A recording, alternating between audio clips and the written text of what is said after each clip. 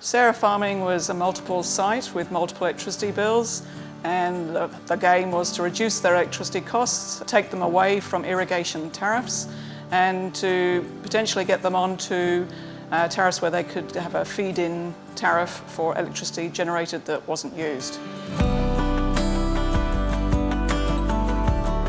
So the goal at this particular site was it had packing sheds, which are commercial operations running Monday to Friday with a half day typically on Friday and closed at weekends. Irrigation is when it's sunny they irrigate, when it's not sunny they don't irrigate, which is actually a good solution for solar. So it was multiple sites here with multiple goals to reduce electricity, but in two different scenarios.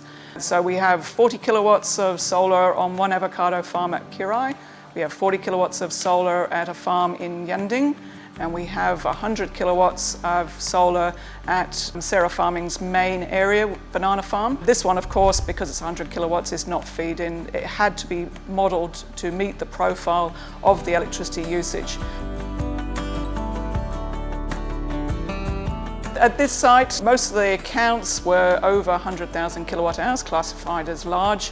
One particular account was very large and has a 90 kilowatt pump on it with various dosing fertilizer pumps on it. So the consumption was large on the majority of the sites.